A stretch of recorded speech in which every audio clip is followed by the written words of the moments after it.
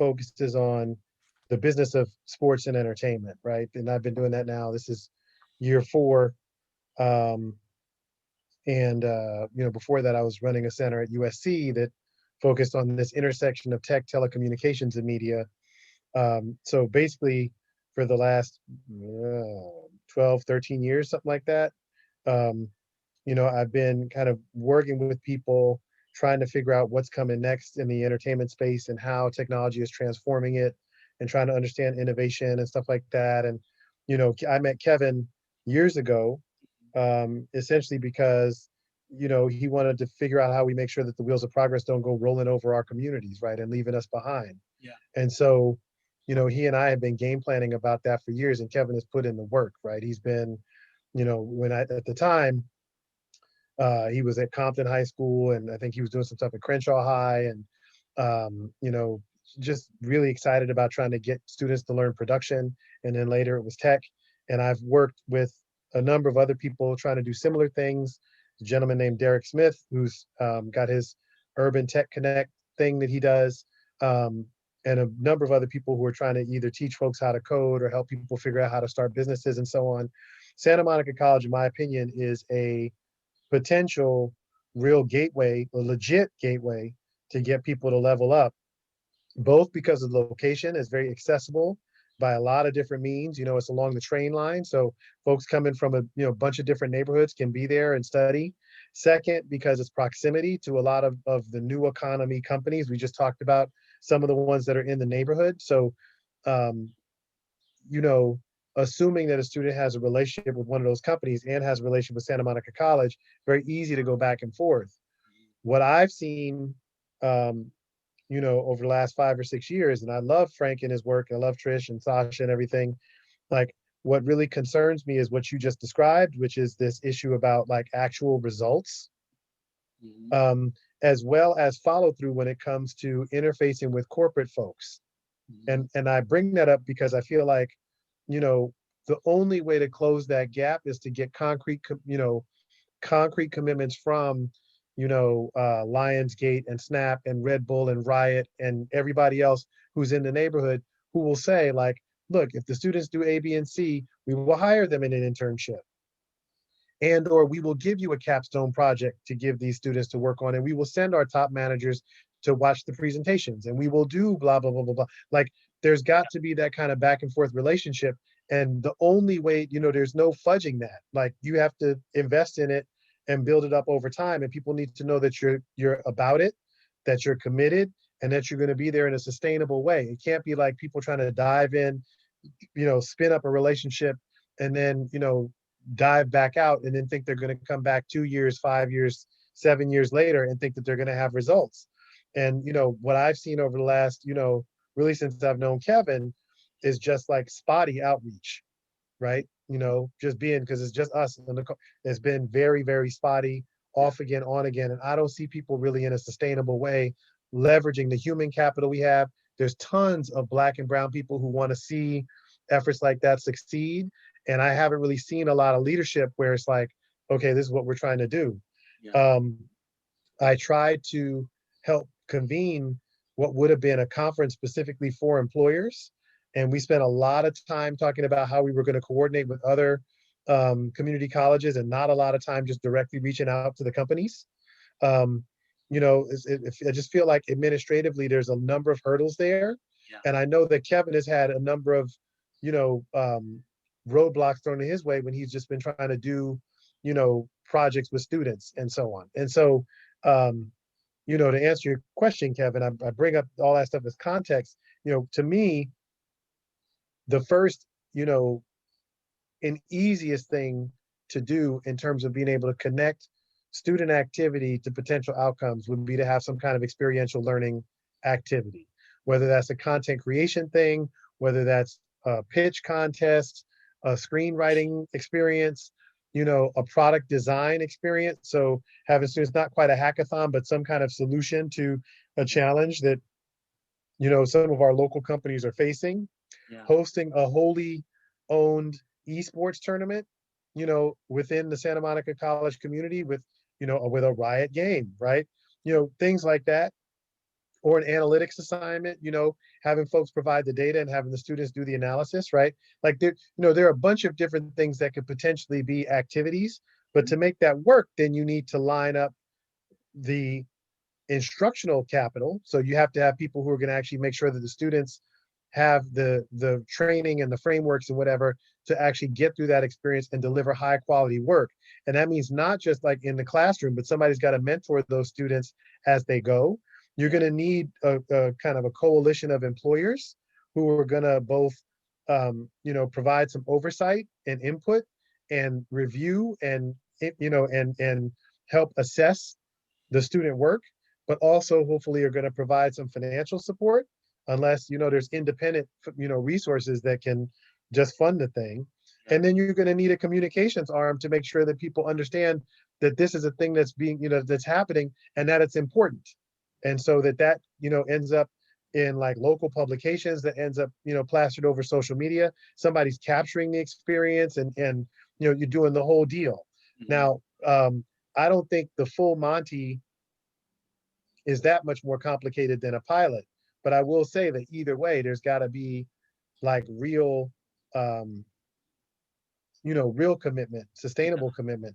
And from where I sit, like I would happily support Kevin if he was working on something like that, but I have a day job.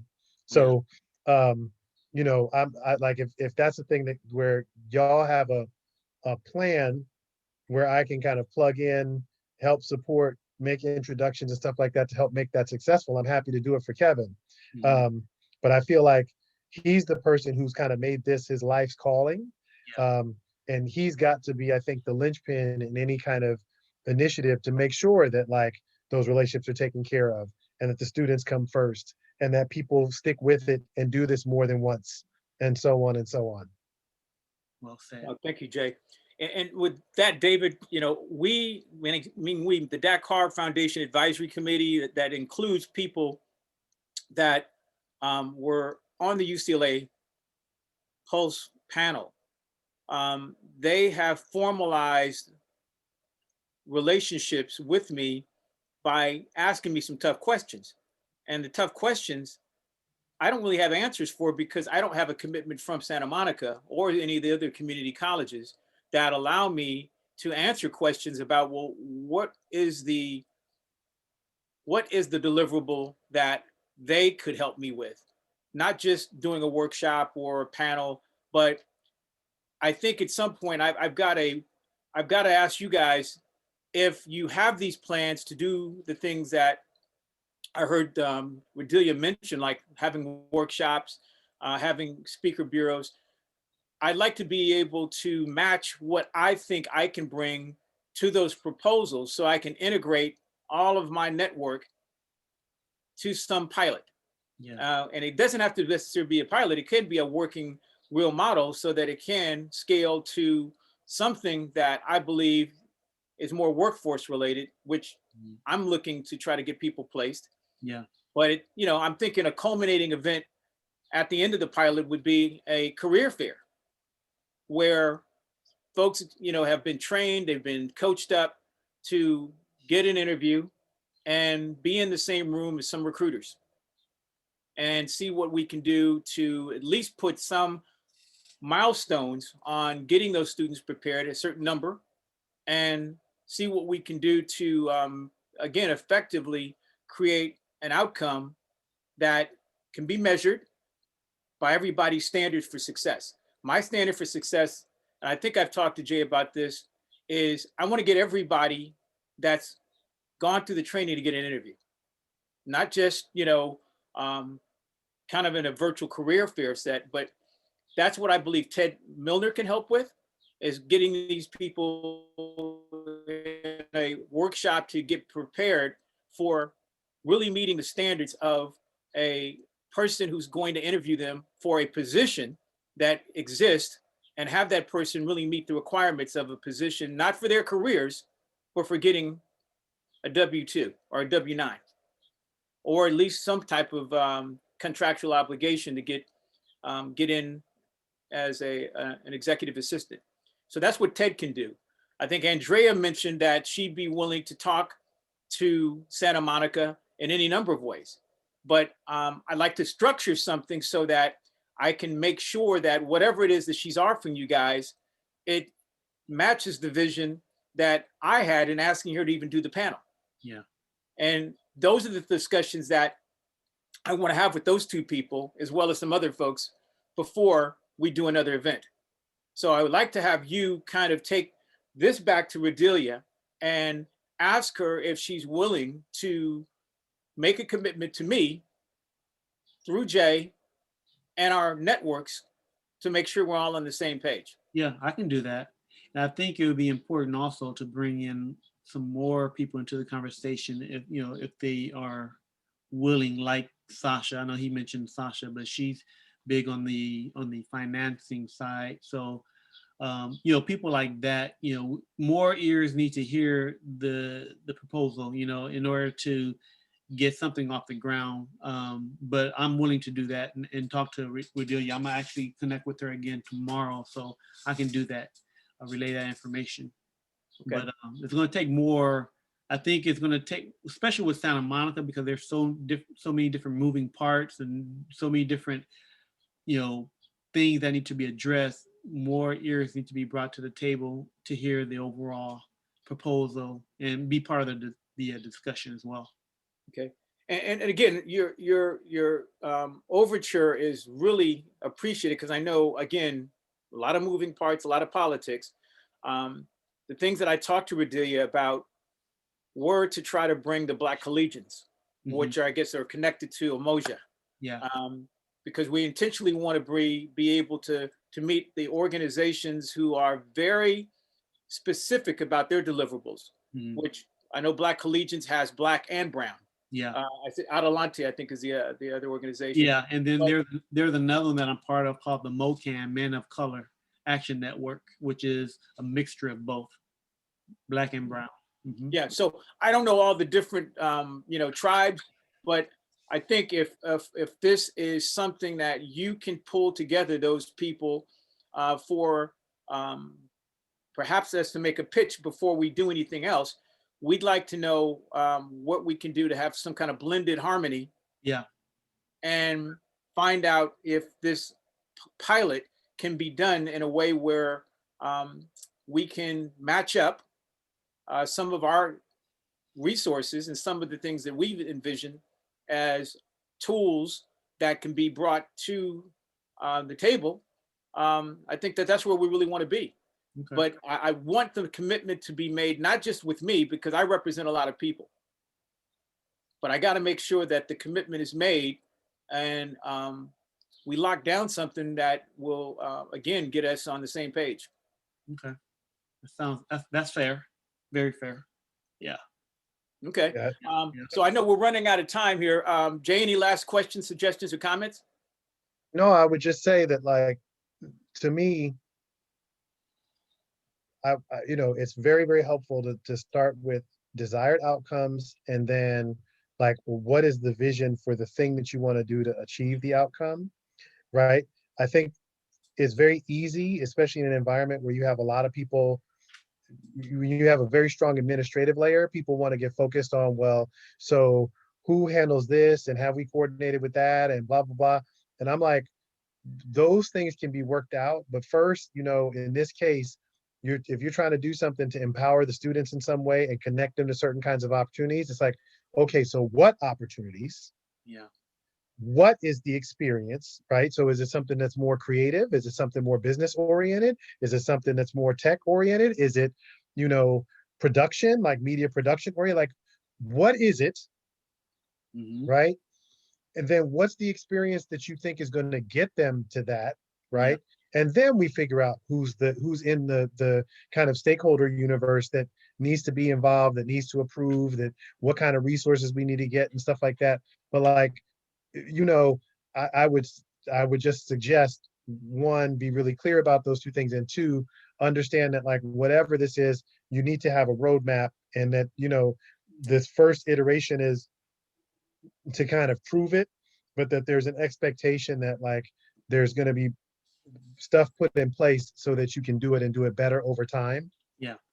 Because I look at, like, what Derek has with his, his annual conference, when it started, he had some great people, but like the conference itself was like, like very rough because, he was still trying to figure out how to get venues and who was coming and how to promote it and all this other stuff. And now he's got to a point where, people know to expect it. They get invitations. He's got some VCs that talk to the students and stuff like that. He's got a pretty consistent level of quality with his presenters. He has a decent venue, and that's because he just kept grinding at it. Yeah. Right. And I see Kevin, you know, having done really creative stuff where he's invested his passion and his time with these students at different community colleges around Southern California. And it feels like every time Kevin is working on something, it's a new thing for the first time. Yeah. If that was because, technology is evolving, Yeah. I'll be like, oh, by all means, like, okay, so before we were talking about VR and like the tech stack to create, immersive content. Now we're on the data and analytics and he's on, Python or whatever. And then we're moving on. No, that's not what it is. It's like, having to get people to approve of or to bless stuff that somebody else already blessed. Yeah. And that's not what inspires people. So Right. like, I would say that like, kind of focusing on, okay, what are those outcomes? How are we going to get there? And then, folks got to be in it for, Mhm. a couple of seasons, like Yeah. hiring a college basketball coach. Yo, let me at least get my recruits in and see what we can do. Yeah. Right. Well, So one thing that I do appreciate you bringing up, Mr. Tucker, was some of like the ideas of challenges. That's one thing we have done. I've worked with a colleague where we're doing that with the IXD program, where every Mhm. year we do a classroom challenge. Activision has been pretty consistent with them, and I think we've done something with a couple other local companies as well. So Mhm. for Delia, I think that would be an ideal situation to maybe kind of create some type of challenge or project where the students can actually identify an issue and take the entire semester to, resolve Mhm. it, and then present it. That's a real good option because, at the end of the day, sometimes employers are so impressed that they may want to just go ahead and hire a student from Right. them. Like And that's the yeah, mhm, and that's the thing, if we can get folks hired even into internships. Now yeah, I understand, this is the other thing too, like the messaging to the students has to be clear, consistent, and transparent, right? So I think it's reasonable to feel like if they're really successful, they may have a chance to get an internship or other things, other opportunities. But you don't walk off of Santa Monica College and into a six-figure job. no, you don't. Like that's not, you don't walk off in entertainment, you don't walk off the UCLA campus and into a six-figure job, Mhm, right? Unless you're walking off the campus with a JD or an MBA, mhm. right? If you're coming out as an undergrad and you working in entertainment, you can expect like 50-ish thousands, dollars a year and less if you want to go to a talent agency. Yeah, But you're not coming in with like no experience, even with an elite degree, working in entertainment, expecting to make even like $80,000, right? right. So we got to make sure that their expectations are properly set. But yes, I think one of the things that we ask for as a condition, whether it's Activision, which is right around the corner, or Riot Games or whatever, is like if we have a contest, the winning team should automatically get internships, Yeah, right? If it's related to film, like hitting up Lionsgate. If we have a blah blah blah, the winning team automatically gets internships. We're not asking around, whatever. And maybe that requires drilling down a little bit. Maybe like it's not Activision, big Activision. It's the esports division, or it's not Lionsgate. It's Kevin Hart's Laugh Out Loud, or mhm, it's not like you actually have to find the place where they're willing to do the thing, but you got to do that work to make sure that there's a little bit of gold at the end of the rainbow. And then as long as students understand, this is the deal, the ones who are about it will come, participate, and we can take it from there. Right. And I want to say that my commitment to aligning what our outcome for success would be versus well, not versus, trying to align what I'm doing with what I know has not been established as a set of wins for some of the community colleges I work with. Again, I don't have the data, but paid internships is what I keep hearing people say that they're looking for. And I'm willing to find funding from some of the sponsors or corporate sponsors I'm working with to try and pay people on project-based learning. But I've been told that the students can't get course credits and be paid simultaneously.